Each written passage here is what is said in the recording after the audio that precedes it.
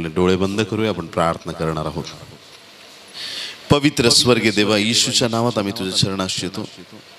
तुझ्या स्पर्शाबद्दल पवित्र देवा आम्ही तुला धन्यवाद देतो.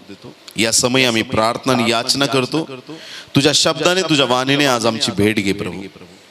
एकही व्यक्तीला या ठिकाणातून रिक्त हस्ते जाऊ देऊ नकोस. आणि प्रभू, ओठ माझे असले तरी शब्द मात्र तुझ पासून येणारे असू देत. तुझ्या शब्दाने तुझ्या वाणीने पुन्हा एक वार आमची तू भेट घे. हे वातावरण बदल, ही वेळ बदल देवा, प्रत्येकाचं जीवन बदल. येणाऱ्या वचनाद्वारे असं आम्हाला उत्स्फूर्त कर प्रभू, की आम्हाला प्रज्वलित कर तुझ्या सामर्थ्याने तू भर. धन्यवाद देतो स्वर्गीय पित्या, ही प्रार्थना तू ऐकली. सर्व प्रार्थना विनंती उद्धारक येशू याच्या गोड पवित्र आणि सर्वोच्च नावात मागतो म्हणून पित्या तू ऐक. Amen, amen, amen. Praise the lord. Wow, hallelujah. या आपण बसू शकता. पहिले राजे याचा 18वा अध्याय 41 ते 46. पहिले राजे अध्याय 18 41 ते 46. एलिया आवाज म्हणाला, उठ, खा, पी, विपुल पर्जन्यवृष्टीचा ध्वनी होत आहे. मग आहाब खावया प्यावयास वरती गेला. इकडे एलिया कर्मेलाच्या माथ्यावर गेला आणि त्याने जमिनीपर्यंत लवून आपले तोंड आपल्या गुडघ्यामध्ये घातले. त्याने आपल्या चाकरास सांगितले, वर चढ, समुद्राकडे दृष्टी लाव. त्याने जाऊन टेहाळले आणि म्हटले, काही दिसत नाही. एलिया म्हणाला, आणखी 7दा जा. 7व्या खेपेस तो म्हणाला, पहा, समुद्रातून मनुष्याच्या हाता एवढा एक लहानसा ढग वर येत आहे. एलिया म्हणाला, आहाबाकडे जाऊन सांग, रथ जुंपून खाली जा, नाहीतर पाऊस तुला जाऊ देणार नाही. थोड्याच वेळाने मेघ व तुफान याही करून आकाश काळेभोर झाले आणि मोठा पाऊस पडला. आहाब रथात बसून इस्रायला चालला होता. परमेश्वराचा वरदहस्त एलियावर असल्यामुळे तो आपली कमर बांधून आहाबा पुढे इस्रायलाच्या वेशीपर्यंत धावत गेला. प्रभू वचन आशीर्वादित करो. आमेन, आमेन, हालेलुया. तुम्ही ऐकताय? देवाने आपल्याला अभिषेक केलेला आहे आणि हा अभिषेक आणि त्या अभिषेकामध्ये काय वैशिष्ट्य आहे याच्याकडे थोडं लक्ष आपण केंद्रित करणार आहोत. आधीच्या सत्रात आपण शिकलो, जो दगड बांधणाऱ्यांनी नापसंत केला तोच कोनशिला झाला. आणि हा जो दगड कोनशिला झाला, त्याच कोनशिलेतला एक भाग म्हणजे मंडळी आपण आहोत. या कोनशिलेमध्ये सुद्धा मस्तक येशू ख्रिस्त आहे आणि शरीर मंडळी आहे. म्हणून त्याने तुम्हाला आणि मला देखील कोनशिला बनवलेला आहे. त्याने तुम्हाला आणि मला महत्त्व दिलेलं आहे, जगापेक्षा वेगळं केलेलं आहे. कोणी आमेन म्हणेल का? येस. तर आपल्याला जो अभिषेक प्राप्त झालेला आहे, हा अभिषेक राजापेक्षा वरचढ अभिषेक आहे. हा अभिषेक जो आपल्याला प्राप्त झालेला आहे, जगात ज्यांचा डामडौल वाढला आहे त्यांच्यापेक्षा वरचढ अभिषेक देवाने आपल्याला केलेला आहे. धनवानांपेक्षा श्रेष्ठ अभिषेक देवाने आपल्याला केलेला आहे. कोणी आमेन म्हणेल का? तर देवाच्या संतगणांनो, जो शास्त्रभाग आज आपण वाचलेला आहे, 3.5 वर्ष पृथ्वीवरती पाऊस पडला नव्हता. किती वर्ष? 3.5 वर्षानंतर पुन्हा एक वार परमेश्वर एलियाशी बोलतो आणि त्याला सांगतो की आता पाऊस येणार आहे. आणि म्हणून त्या देशाचा राजा, काय नाव त्याचं? आहाब. सगळ्यांनी म्हणा, आहाब राजा. आणि सेवकाचं नाव काय? एलिया. सेवकाचं नाव काय? एलिया. आहाब आणि एलिया दोघे सुद्धा एकत्र आहेत आणि हे दोघे पण कर्मेल या डोंगराच्या माथ्यावरती गेलेले आहेत. आणि त्या ठिकाणी एलियाचा एक असिस्टंट पण त्याच्याबरोबर आहे. आणि हे सगळेजण त्या ठिकाणी गेलेले असताना एलियाने राजाला सांगितलं, किती वर्ष पाऊस नव्हता? येस, 3.5 वर्ष पाऊस नव्हता. आणि अशा परिस्थितीमध्ये 3.5 वर्ष प्रत्येकाला एकच काळजी आहे, पाऊस कधी येणार, पाऊस कधी येणार. बोलो येशू मसीह की. सगळेजण पावसाची वाट पाहत आहेत. आणि त्या समयी देवाच्या सेवकाने राजाला सांगितलं की मला पावसाची चाहूल लागलेली आहे, लवकरच पाऊस येणार आहे, म्हणून तू खा आणि पी आणि मजा कर, काय टेन्शन घेऊ नको, कारण काय येणार आहे? पाऊस येणार आहे. मला हे सांगायचंय प्रियानो, राजाला सांगितलं जा जेवण कर, तू आरामशीर मौज मजा कर, काही प्रॉब्लेम नाही, पाऊस येणार आहे. परंतु एलिया राजाबरोबर जेवण करायला गेला नाही. हालेलुया. तर एलियाने काय केलं? प्रार्थना केली. सगळ्यांनी म्हणूया, एलियाने प्रार्थना केली. देवाच्या प्रिय लोकांनो, जग मजेमध्ये आणि ऐशो आरामामध्ये जीवन जगतं, पण देवाच्या लोकांना यात आनंद आहे की त्यांनी देवाकडे प्रार्थना करावी. हालेलुया. ते रात्रंदिवस देवाला आरोळी मारतात, देवाचं गौरव करतात. यामध्ये देवाच्या लोकांना खरा आनंद प्राप्त होतो. आणि म्हणून राजा त्या ठिकाणी खावया प्यावयास वरती गेला आणि इकडे एलिया देवाचा सेवक काय करत आहे? प्रार्थना एवढी नम्र होऊन त्याने केली. आपलं डोकं त्याने गुडघ्यात खाली घातलं आणि तो अगदी देवापुढं लीन दिन नम्र होऊन तो देवाकडे प्रार्थना करत होता. त्याने एक वेळा प्रार्थना केली. किती वेळा प्रार्थना केली? एक वेळा प्रार्थना केली. देवाच्या प्रिय लोकांनो, एलियाची जशी प्रार्थना संपली, एलियाने त्याच्या असिस्टंटला सांगितलं, त्याचा जो दास होता त्याला सांगितलं की जा वरती जा डोंगरावर आणि जाऊन बघ तुला आकाशात काही दिसतं का, म्हणजे काही ढग वगैरे आलंय का, पावसाचं काही चिन्ह दिसतं का, असं त्याला पाहायला सांगितलं. तो सेवक एकदम खुश झाला की मी आता जाऊन बघणार आहे. सेवकाने प्रार्थना केली, देव 100% उत्तर देणार आहे, आता काही टेन्शन नाही. हा सेवक धावत धावत धावत धावत धावत डोंगरावरती गेला. निरखून पाहतो सगळीकडं, आकाशात त्याला काहीच दिसलं नाही. बोलो येशू मसीह की. तोंड उतरवून परत एलियाकडे आला. काय दिसलं का रे तुला? काहीच दिसलं नाही. हालेलुया.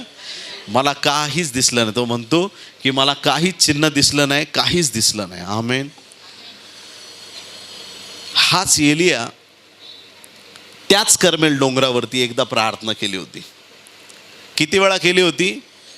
एकदाच प्रार्थना केली होती आणि स्वर्गातून अग्नी उतरून आला होता. बोलो येशू मसीह की. असा अग्नी उतरला की वेदीवरचं सगळं ते अर्पण, वेदीवरचे दगड आणि त्या ठिकाणचं सगळं जे काही होतं त्या सगळ्याची राख झाली. असा अग्नी स्वर्गातून उतरला होता. त्यासाठी एलियाने किती वेळा प्रार्थना केली? एक वेळा प्रार्थना केली. स्वर्ग उघडला आणि बाल दैवताच्या पूजकांना त्याने त्या ठिकाणी खाली नेऊन त्यांची सगळ्यांची कत्तल केली. पण ती प्रार्थना जी होती ती फक्त किती वेळा केली होती? एकच वेळा. हा सेवक त्या ठिकाणी विचार करत असेल, ज्याच्या एका प्रार्थनेने स्वर्गातून अग्नी उतरली, आज याची प्रार्थना देव ऐकत नाहीये. बोलो येशू मसीह की. तुमच्या घरातले लोक पण तुम्हाला असंच म्हणतील, तुमच्या शेजारचे लोक तुम्हाला असंच म्हणतील, तुमचे नातेवाईक तुम्हाला असंच म्हणतील की हा प्रार्थना करणारा आहे, लोकांसाठी प्रार्थना करतो, एवढं होतं, याच्या जीवनाचं काम का नाही होत. बोलो येशू मसीह की. हालेलुया. चर्च, आज काहीतरी शिकण्याची गरज आहे. तुम्ही जगासाठी प्रार्थना करता. अनेक ठिकाणी आम्ही पाहतो की देवाचे सेवक प्रार्थना करतात, समोरच्याच्या जीवनात कार्य होतं, पण सेवक वाट पाहतोय माझ्या जीवनात कधी कार्य होईल. तुम्ही जागे आहात का? तुमची प्रार्थना ऐकून अनेकांना आशीर्वाद प्राप्त झालेला आहे. तुमच्या एका प्रार्थनेने देवाने चिन्ह चमत्कार केलेले आहेत. पण आज तुम्ही प्रार्थना करत आहात आणि तुम्हाला एक प्रश्नचिन्ह आहे की देव माझी प्रार्थना का ऐकत नाहीये? देव माझ्या प्रार्थनेला उत्तर का देत नाही? त्या सेवकाने पण विचार केला असेल की माझ्या मालकाने आजपर्यंत जितक्या वेळा प्रार्थना केली, प्रार्थना करता क्षणी देवाने उत्तर दिलं, पण आज याने प्रार्थना केली तर काहीच झालं नाही. परत एकदा त्याने म्हटलं थांब मी परत प्रार्थना करतो. दुसऱ्यांदा प्रार्थना केली, प्रार्थना झाली प्रार्थना, आमेन, आणि जा बघ जाऊन. दुसऱ्यांदा गेला, वरती उंचावर जाऊन बघतो, दुसऱ्यांदा 2 वेळा प्रार्थना केली, आकाशात बघतो पण काहीच दिसलं. बोला बोला चर्च, आकाशामध्ये काही चिन्ह दिसलं? परत आलात ओशाळलेलं तोंड घेऊन, काय नाही दिसलं. परत 2 वेळा प्रार्थना केली. मला वाटतं पास्टरचा पॉवर जरा कमी झालाय. हॅलो, तुम्ही जागे आहात का? किती वेळा प्रार्थना केली एलियाने? काय झालं का? काहीच फरक नाही पडला. तिसऱ्या वेळा प्रार्थना केली आणि मग परत तिसऱ्या वेळेस त्याला सांगितलं जाऊन बघ. आता आपल्या लोकांना माहिती आहे 3 तिगडा, बोला ना हो चर्च, 3 तिगडा. आता नवीन म्हणी शिकवून जातो तुम्हाला मी जायच्या आधी. 3 तिगडा काम बिगडा नाही म्हणायचं, 3 तिगडा काम तगडा. हालेलुया. 3 तिगडा काम तगडा होणार म्हणजे होणारच. ह्या अंधश्रद्धा आहेत जुन्या लोकांच्या. तुम्ही ऐकताय का? देव जो बाप, देव जो पुत्र, देव जो पवित्र आत्मा, त्रैक्य देवाची आपण सेवा करतो, एका देवाची सेवा करतो. आपण 3 देवाची सेवा करत नाही. हालेलुया. समजून घेण्याचा प्रयत्न करा देवाच्या प्रिय लोकांनो. एका जिवंत देवाची आपण सेवा करतो.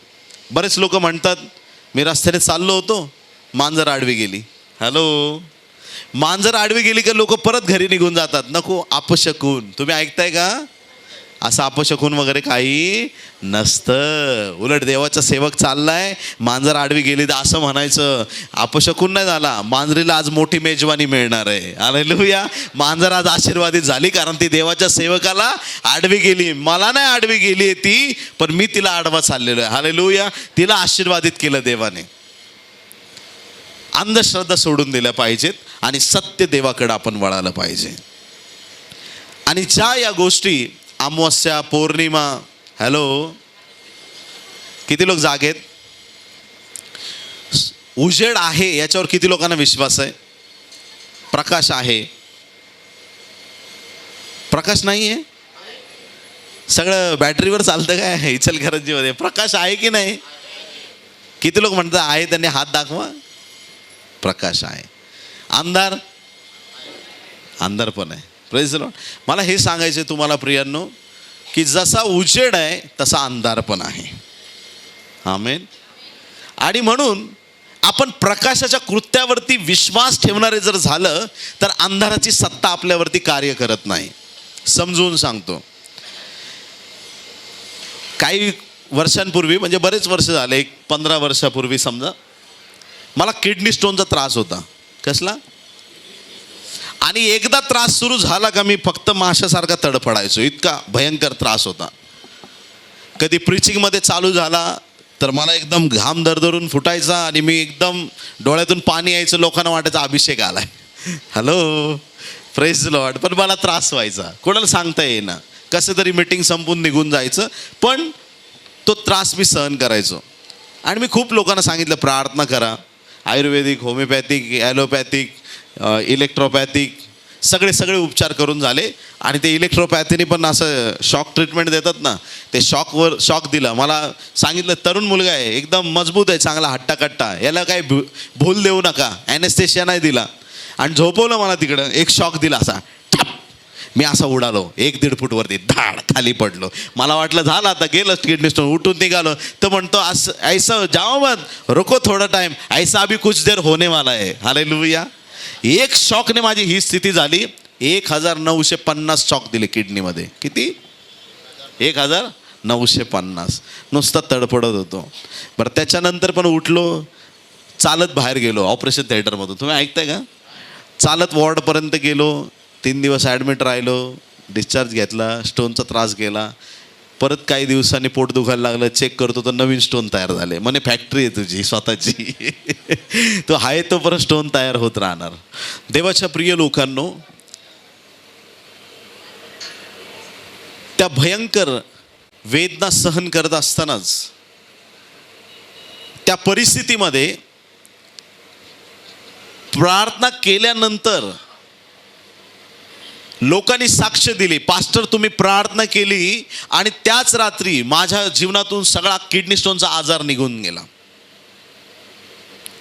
पण पास्टर किडनी स्टोनच्या आजाराने स्वतः त्रस्त आहेत. तुम्ही ऐकताय का? त्रस्त आहे स्वतः, खूप त्रासामध्ये स्वतः. तुमच्या प्रार्थनेने दुसऱ्यांना आरोग्य मिळते, पण तुम्ही स्वतः त्रासामध्ये आहात. अशा वेळेस काय करणार? काय करायला पाहिजे अशा वेळेस? Praise the Lord. हालेलुया.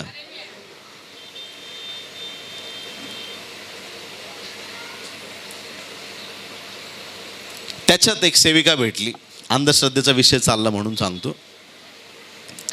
त्या सेविकेने सांगितलं डॉक्टर साहेब प्रार्थना करते ना तुमच्यासाठी, तेव्हा मला फक्त पौर्णिमेचा चंद्र दिसतो. अर्थ मला नाही कळाला, पण तुम्ही प्रार्थना करा. तिला दृष्टांत दिसतो, तिने मला सांगितलं आणि मी प्रार्थना केली. म्हटलं मला पण देवाने काय रिव्हील नाही केलं, पण काय दिसतो? हॅलो, काय दिसतो? सगळ्यांनी म्हणा, काय दिसतं?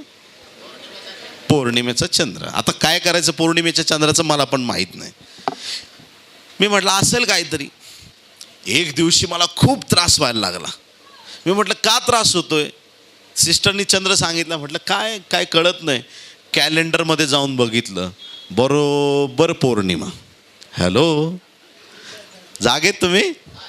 कुठला दिवस होता बरोबर? आणि मग नंतर मी चेक करायला लागलो.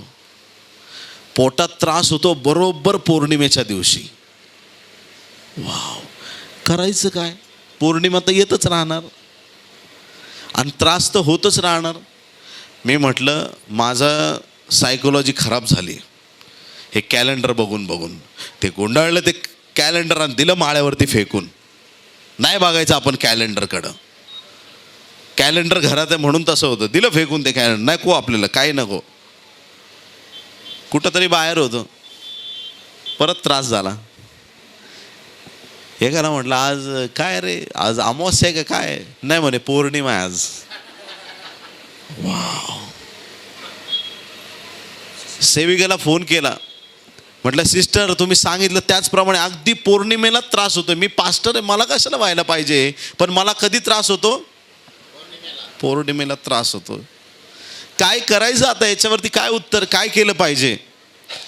मला तर काय माहीत नाही पास्टर, तुम्ही प्रार्थना करा, तुम्ही देवाचे सेवक आहे, तुम्हाला जास्त कळतं काय करायला पाहिजे. उपासात गेलो, प्रार्थनेत. एका वाक्यात देवाने माझ्या सगळ्या प्रश्नाचं उत्तर दिलं. देवाने मला सांगितलं ज्या गोष्टीवर तू विश्वास ठेवशील त्या गोष्टी तुझ्यासाठी घडत जातील.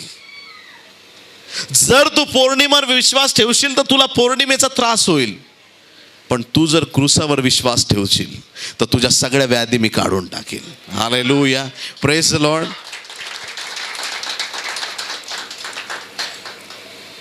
पास्टर अशी सैतानी शक्ती, अशी लोक एवढे रंगवून सांगतात ना. फुल सगळे जेवढे कलरचे डबे तेवढे खाली होतात, एकदम रंगवून. एकदम डेंजर त्रास आहे आमच्या घरामध्ये, खूप वाईट, खूप असं खूप तसं, इतकं त्याला महत्त्व देतील ना. आणि त्याच्यामुळं ते त्रास तसेच राहतात. प्रॉब्लेम असू द्या डोंगरा एवढा, पण त्या डोंगरा एवढ्या प्रॉब्लेमला सांगा तुझ्यापेक्षा मोठा माझा देव आहे. हालेलुया, तुझ्यापेक्षा महान माझा देव आहे आणि माझ्या देवापुढं कुठलीही समस्या थांबू शकत नाही. ज्या वेळेस मी विचार केला, ज्या वेळेस मी विश्वास ठेवला या गोष्टीवरती, जगात या अमावस्या, पौर्णिमा, जादूटोना करणी, भानामती काय असतील प्रकार, पण ते सगळे प्रकार माझ्या पायाखाली आहेत, ते माझ्या जीवनामध्ये नाहीत. माझा सगळा त्रास देवाने काढून टाकला प्रियांनो. हालेलुया. सांगण्याचं तात्पर्य हे की या गोष्टी जरी जगात असल्या तरी त्यावर आपल्याला विश्वास ठेवण्याची गरज नाही, कारण आपण प्रकाशाची प्रजा, जिवंत देवाची लेकरं आहोत. तिसऱ्या वेळेस त्याने प्रार्थना केली, चमत्कार झाला नाही. चौथ्या वेळेस प्रार्थना केली, चमत्कार झाला नाही. 5-6 वेळेस प्रार्थना केली. हा सेवक फक्त वर जातो, दमून परत खाली येतोय. वर जा, खाली ये, वर डोंगरावर जा, खाली ये, सारखं तो जा ये करतोय. तो थकून गेला तो चाकर.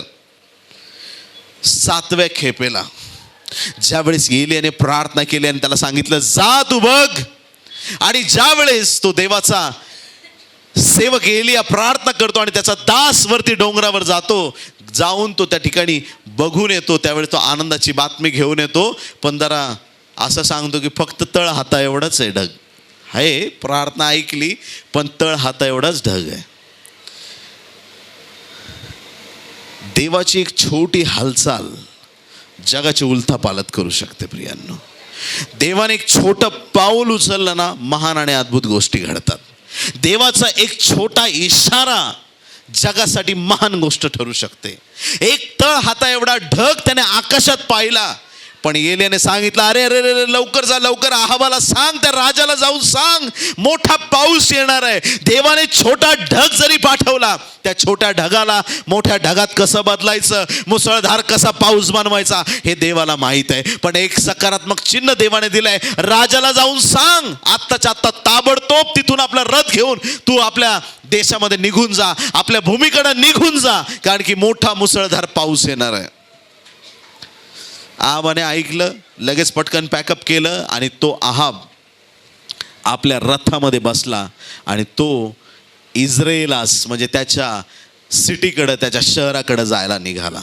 तुम्ही ऐकताय चर्च? महत्वाच्या मुद्द्यावर आपण आहोत. राजाकडं रथ आहे. देवाचा सेवक एलिया याच्याकडे पण रथ होता का? एलियाकडे रथ नव्हता, एलियाकडे घोडे नव्हते, एलियाकडे कुठलं वाहन नव्हतं. राजाकडे त्याचा रथ होता आणि राजा त्या रथामध्ये तैनात झालेला आहे. राजाचा रथ जोरदार वेगाने आपल्या शहराकडे जाण्यासाठी निघाला आहे. आणि इकडे एलियावरती बायबल सांगतं, परत एकदा आपल्यासाठी वचन वाचतो, परमेश्वराचा वरदहस्त एलियावर असल्यामुळे तो आपली कंबर बांधून अहाबा पुढे इस्रायलाच्या वेशीपर्यंत धावत गेला. बायबल सांगतं देवाचा वरदहस्त म्हणजे देवाचा हात एलियावरती होता. एलियावर देवाचा हात होता. एलियाने आपली कंबर बांधली आणि एलियाने धावायला सुरुवात केली. बायबल सांगतं घोडा जास्त जोरात धावू शकतो की माणूस जोरात धावू शकतो? जरा मोठ्याने बोला. घोडा जोरात धावणार.